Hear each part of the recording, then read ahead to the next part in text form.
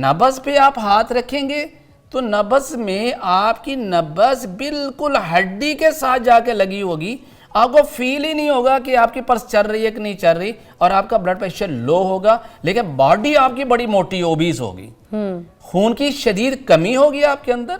जब ये अलामात आपके अंदर हों तो समझ लीजिए कि आपके मैदे में अल्कली ज्यादा है। अल्कली कैसे ज्यादा हो गई?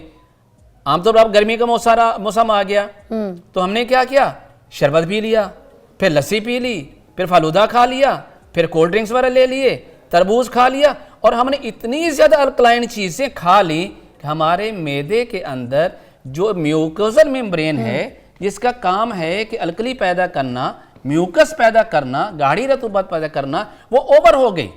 और एज ए रिजल्ट क्या हुआ कि हमारा HCl जो हमारे स्टमक ने प्रोड्यूस करना था वो बिल्कुल डाउन चला गया। अब ग़िज़ा हजम ही नहीं हो रही। अब कभी ऐसी कैफियत आ जाए आपके साथ तो फिर देखिएगा, पहले तशखीस कर लीजिए। सेकेंडली मैं ये बताऊं कि इस पेशेंट को यूरिन बार बार आएगा और काफ़ी क्वांटिटी में आएगा, और यही वो लोग होंगे जो बाद में शुगर के पेशेंट हो जाते हैं। भले पानी कम पिए फिर भी आएगा इस पेशेंट को यूरिन फ्रीक्वेंटली आएगा, लार्ज क्वांटिटी में आएगा और वाइट इन कलर होगा, तो ऐसा ही जैसे कि वाटर का पानी। तो ये पता कैसे चलेगा? मुंह खुश्क रहना क्या इसकी अलामत? इसमें मुंह खुश्क नहीं रहता, बल्कि इसमें मुंह जो होता है वो मीठा रहता है। अच्छा। मुंह हर वक्त पानी से भरा रहता है। मरीज खाना खाता है और दिल करता है बस मैं सो जाऊं। अच्छा। खाना खाया, शाम तक हजम नहीं हो रहा, डिकार आई है, तो ऐसे तो वही खाना जो था वो बाहर आ रहा है। इस हद तक स्टमक उसका वीक हो गया है। जब ऐसी कैफियत हो तो इसके हाथ में हमने क्या करना है, हमने स्टमक की एसिडिटी को बढ़ा देना है, हमने HCl को प्रोड्यूस करना है, और HCl को प्रोड्यूस यानी तुलसी को प्रोड्यूस करने के लिए तुर चीजें हमें चाहिए होती है। अच्छा। और तुर चीजों में सबसे बेहतरीन जो हमारे पास चीज है वो हमारे पास है ये है अनारदाना। आपने 100 ग्राम ये अनारदाना लेना है, और आपने इसके साथ 100 ग्राम राई है असली वो लेनी है, और 100 ग्राम ही आपने इसके साथ दालचीनी लेनी है, गोल वाली जी, गोल वाली। ये 3 चीजें बराबर वजन में ले लीजिए और इसको पाउडर कर लें, और चाय वाली आधी चम्मच सुबह दोपहर रात खाना खाने के बाद लीजिए। लेकिन फिर कहूंगा कि अब आपने ग़िज़ा को भी चेंज कर देना है।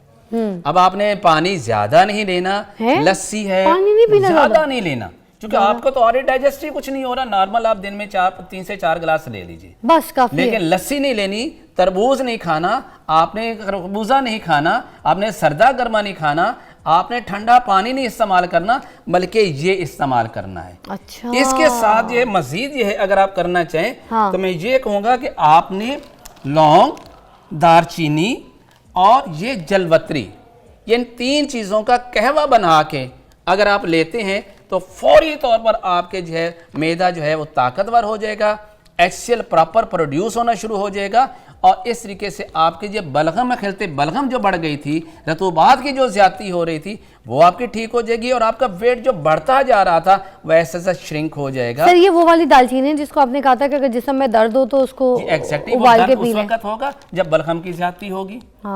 अगर इसमें HCl बढ़ा हुआ है यानी आप तो उस वक्त ये फायदा नहीं देगी बल्कि इसको और बढ़ा देगी। गोल वाली जी। जैसे ये लौंग 3 चीजें बराबर वजन में लीजिए, और चाय वाली आधी चम्मच का कहवा बनाइए और उसको पी लीजिए। ठीक है। अच्छा, अब दूसरी जो अलामत होती है दूसरा ये है कि जब मैदे के अंदर जैसे बताया HCl पर हाजमा करे, लेकिन अगर हमने बहुत सारी चटपटी चीजें खा ली, फास्ट फूड हमने ले लिया, सुबह अंडे फ्राई करके खाने शुरू कर दिए, गोश्त भून के खाना शुरू कर दिया, चने करारे खाने शुरू कर दिए, अचार वगैरह खाने शुरू कर दिए, तो नतीजा क्या होगा, तुलसी बहुत बढ़ गई। सर रुक जाए, अब ये खाने शुरू कर दिए, खाने तो दें, थोड़ी सी ब्रेक ले लें, मजा आ रहा है, अचार अच्छा है। Welcome back watching morning with Fiza. ये हकीम इसहाक साहब हमारे पास मौजूद है और हमें मैदे के हिसाब से बता रहे हैं कि कौन कौन से सिम्टम्स जो हैं उनके लिए कौन कौन सी ट्रीटमेंट होती है। तो यहाँ पे रेमेडीज बता रहे हैं, एक बता चुके हैं, दूसरी जो आप बता रहे थे वो किस हिसाब की? जब आपके मैदे में तेजाबियत बढ़ जाएगी तो नतीजा क्या, आप नब्ज सबसे पहले देखेंगे क्या होगा, नब्ज आप देखेंगे, नब्ज हवा से भरी होगी, आप हाथ रखेंगे तो नब्ज बाउंड करेगी आपकी उंगली को और बड़ी पावरफुल होगी, 4 उंगलियां तक आएगी और ताकतवर होगी, पेट में हवा भरेगी और निकलने का नाम नहीं लेगी, दिल करेगा किसी तरह हवा खारिज हो जाए, डिकार आ जाए, किसी वजह से डिस्चार्ज हो जाए, नहीं होगी और पेट हवा की तरह ढोल बम की तरह भर जाएगा।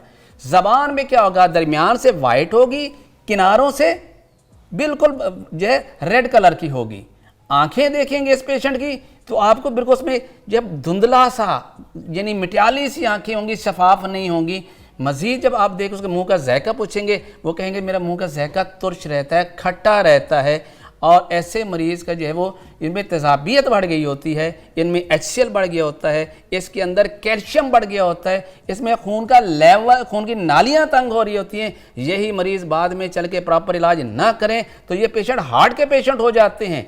ये पेशेंट जो है बाद इतनी इनके अंदर कब्ज़ हो जाती है कि ये लोग चल के आगे बवासीर के पेशेंट हो जाते हैं। इसलिए इसके लिए क्या करना है, जब आपके जिस्म में ठंडक बढ़ जाए, सर्दी और खुश्की बढ़ जाए, तेज़ाबियत बढ़ जाए, तो खुदारा ऐसा ना कीजिएगा कि ठंडे दूध पीना शुरू कर दें, लो जी जलन ख़त्म हो गई, तेज़ाबियत ख़त्म हो गई। नहीं, यहाँ हरारत चाहिए, आपकी बॉडी को हरारत चाहिए। आपके बॉडी के अंदर थोड़ा सा, सर वो दूध सोडा पी सकते हैं? नहीं पिएंगे, उससे वक्ती तौर पे आपकी एसिडिटी डाउन हुई, बट आपके स्टमक डिस्टर्ब हो जाएगा। अब हरारत पैदा कर दें मैदे के अंदर तो ये सारे सिम्टम क्लियर हो जाएंगे।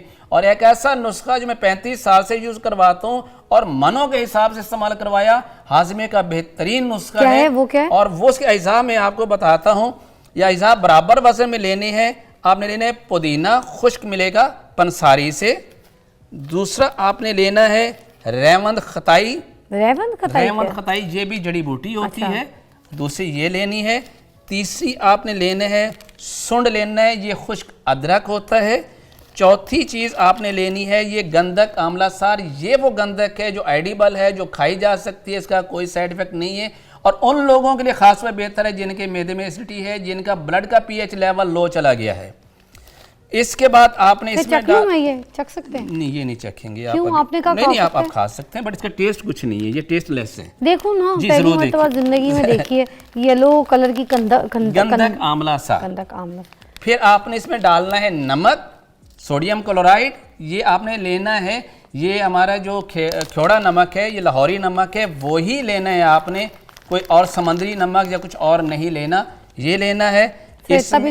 नहीं, थोड़ा सा जस्ट टेस्ट कर ली, टेस्ट तो है ही नहीं इसका। और इसके साथ आपने लेना है ये सोडा बाइकार्ब, जिसे मीठा सोडा कहते हैं। इसमें आप फिर डालेंगे नुशादा ठिकरी कहते हैं इसको। इसके साथ आपने डालना है इसमें मग्गा, ये भी लॉन्ग पेपर है, काली मिर्च की एक नस्ल होती है, इसको ये डालना है। फिर आप इसमें डालेंगे सौंफ, ये अच्छी वाली लेनी चाहिए, पुरानी नहीं होनी चाहिए। और फिर आप इसमें डालेंगे काली मिर्च। तो ये नुस्खा जो है बराबर वजन में सारे अज्जा, अच्छी तरह इसे नोट कर लीजिए। जिन लोगों को खाना खाने के फ़ौरन बाद पेट में हवा भर जाती है और हवा पेट ये ढोल की तरह कस जाता है, वो खारिज नहीं होता। जिनका कोलेस्ट्रॉल बढ़ा हुआ है, जिनका यूरिक एसिड बढ़ा हुआ है, खून की नालियाँ तंग होने की वजह से जिनका ब्लड प्रेशर बढ़ा है, उनको ये नमक नुकसान नहीं देता। लेकिन फिर भी एहतियात कीजिए कि नमक नहीं अगर जाए तो आप नमक निकाल लीजिए, लेकिन अब मिजाज को ज़रूर देखिए। तेज़ाबियत वाले मरीज़ के लिए नुस्खा हाजमे के लिए बहुत अच्छा है। सर और कौन से ऐसे मसाइल होते हैं मैदे के जो आपको लगता है? मैदे का एक मसला होता है, कुछ लोगों को खाना खाया, इजी खाना खा लिया, लेकिन 1.5 घंटा गुजरा तो उनके मैदे के अंदर गैस बनना शुरू हो गई। अब वो गैस बनती भी है और खारिज भी होती है। पहले में मैंने कहा कि गैस बनेगी और खारिज नहीं होगी। अब मैं बता रहा हूँ, खाना खाया उसके 1.5 घंटे के बाद गैस बनी। अब वो गैस बन भी रही है, डिकार भी आ रहा है, वैसे भी पास हो रही है, लेकिन ख़त्म नहीं होती, बनती चली जाती है। खारिज और मरीज़ किसी महफिल में नहीं बैठ सकता, तो इसका मतलब है इसके मैदे के अंदर गर्मी की ज़्यादती हो गई है। पहले मैंने बताया रतूबत की ज़्यादती, फिर मैंने बताया यहाँ पर खुश्की और तेज़ाबियत की ज़्यादती, और तीसरा बता रहा हूँ कि जब आपके मैदे के अंदर हरारत की ज़्यादती, सफरा की ज़्यादती, गर्मी खुश्की बढ़ जाती है, तो फिर आपने कौन सा नुस्खा लेना है।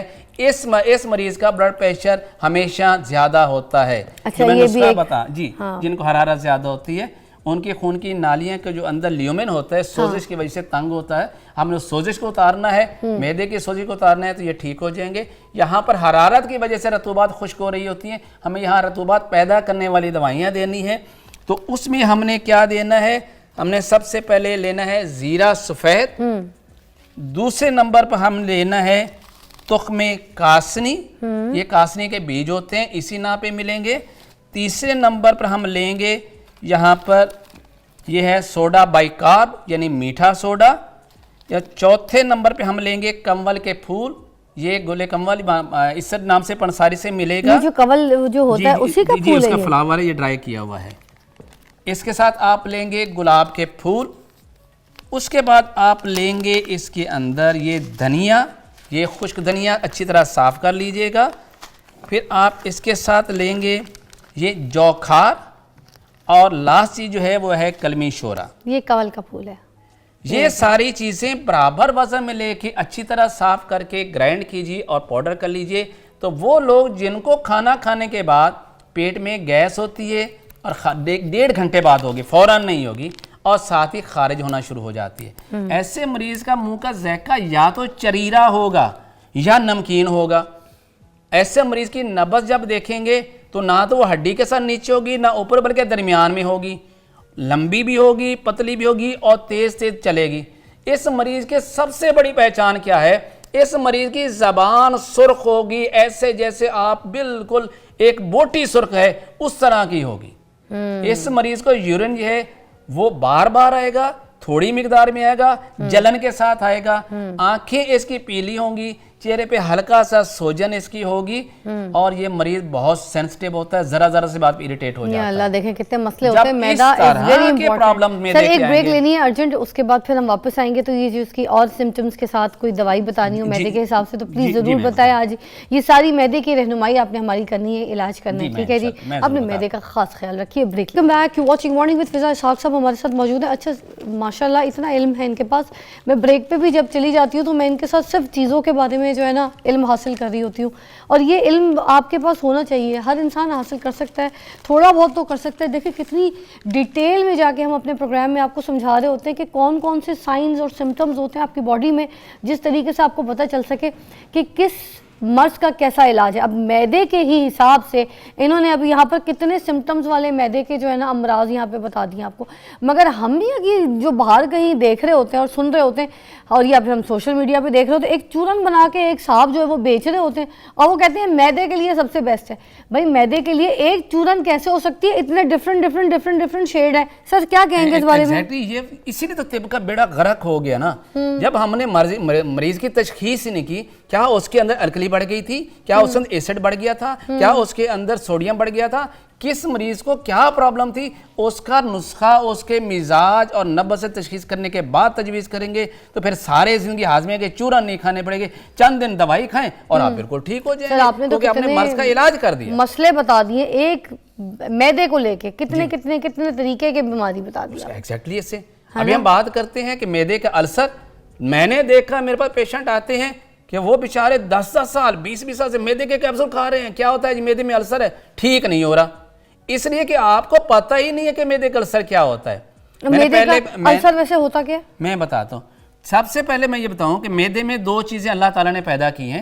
एक एसिड पैदा किया है, और वो एसिड चूंकि हम जो बोटी कच्ची भी खाते हैं उसको खा जाता है, गज़म गए, फिर हमारा मैदा क्यों नहीं डाइजेस्ट हो रहा? कि अल्लाह ने वहां पर एक म्यूकोजल मेम्ब्रेन बनाई है जो कि म्यूकस प्रोड्यूस करती है, एक बलगमी मादा पैदा करती है जो अल्कलाइन इन नेचर होती है, जो उस एसिड को जो है स्टमक को डिस्टर्ब नहीं करने देती। लेकिन जब ऐसे पता है हम बाजार के खाने चटपटे खाने खाते जा रहे हैं और नतीजा क्या? एसिड बढ़ता जा रहा है और अल्कली कम होती जा रही है। एक वक्त आएगा यही एसिड आपके स्टमक को खाना शुरू कर देगा और स्टमक में जख्म कर देगा। इसको हम कहते हैं अल्सर। कभी ये खिजा की नाली में होगा, कभी ये मैदे में होगा, और कभी ये छोटी आंत में होगा, और कभी बड़ी आंत में अंदर भी हो सकता है। जब भी होगा तेजाबियत की ज्यादती से होगा। अब हम इसके लिए क्या करेंगे? इसके लिए हमने अल्कली को पैदा भी करना है और हरारत को भी पैदा करना, दो चीज़ें साथ लेके चलेंगे ताकि तेजाबियत भी ख़त्म हो जाए और अल्कली जो कम होगी अब वो भी जो प्रोड्यूस होना शुरू हो जाए और एसिड की प्रोडक्शन टोटली तौर पे अंडर कंट्रोल हो जाए। उसको आप किस तरीके उसके लिए हमारे पास बड़ा ही शानदार नुस्खा है। मैंने हज़ारों मरीजों पे इस्तेमाल करा, अल्हम्दुलिल्लाह चंद दिनों के अंदर उनका अल्सर है वो बिल्कुल ठीक हो जाता है। उसमें करना क्या है? एक तो लेना है आपने ये मलट्ठी, बड़ा सादा सा नुस्खा है। दूसरा लेना है आपने हल्दी। तीसरा लेना है आपने सौंफ, यानी हल्दी मलट्ठी सौंफ, तीन चीजें बराबर वजन में आपने लेनी है। चौथी चीज आपने लेनी है ये राल सफेद। अल्लाह ताला ने इस राल के अंदर ये क्वालिटी रखी है, जख्म जिस्म के बाहर हो या जख्म जिस्म के अंदर हो, किसी भी हिस्से में क्यों ना हो, इतनी इंस्टेंटली ये जाके उस जख्म को हील अप करती है, आप तसव्वुर भी नहीं कर सकते। आपने देखा अक्सर लोगों को जल जाते हैं, तो इसी राल को तेल में मिक्स करके लगाने से वो जख्म ठीक हो जाते हैं। हम इसको खाने के लिए भी देते हैं, चाहे वो आंतों में जख्म हो रहा हो, चाहे खूनी पखाने आ रही हो, चाहे उल्टी के साथ खून आ रहा हो, तो आपने चौथी चीज़ इसमें ये डालनी है राल सफ़ेद, और पांचवी चीज़ इसमें गोंद कीकर।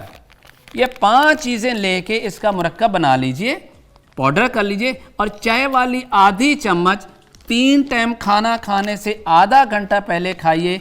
लेकिन अब आपने ऐसी चीज़ें नहीं खानी जो एसिड ज़्यादा पैदा करती हैं। अब आपने क्या खाना है, टिंडे, गाजर, मूली, शलजम, घिया, तोरी, दाल मूंग की, हल्की सी काली मिर्च, थोड़ा सा नमक और कम मिकदार में ऑयल और हल्दी डालिए। ये इस्तेमाल कीजिए। चंद दिनों के अंदर मैदे का अल्सर और आंतों का अल्सर, अल्सराइटिस कोलाइटिस कहते हैं, वो भी ठीक हो जाएगा। अब हम बात करते हैं कब्ज़ के बारे में। वो अलग प्रोग्राम में करेंगे, वो पूरा एक टॉपिक है, क्योंकि इतनी मेरी बहनें, आंटियाँ जो जानने वाले, कोई मैसेजेस जो मुझे करते हैं, उन्होंने मुझे ख़ास कहा है कि कब्ज़ के ऊपर एग्जैक्टली एक पूरा कंप्लीट शो करना है। क्यों होती है, पुरानी है, बीमारी है, तकलीफ में है। लोग कहते हैं कि कब्ज़ उम्मुल अमराज है। मैं कहता हूँ नहीं, कब्ज़ बेसिकली अलामात का मजमुआ है। आप अलामत देखें, मिजाज देखें, उसके मुताबिक दवा दें, कब्ज़ विद इन डेज ठीक होते हैं। ये कौन सा सारी जिंदगी कब्ज़ की गोलियां खाते रहे और नुकसान करते रहे अपने स्टमक और आंतों का। बहुत मेरी बहनें, बहुत मेरे भाई ऐसे हैं जिनको शदीद तकलीफ है, और इसके ऊपर पूरा कंप्लीट शो करना है। आज मैदे के ऊपर आपने बहुत अच्छा शो दिया है, बहुत शुक्रिया।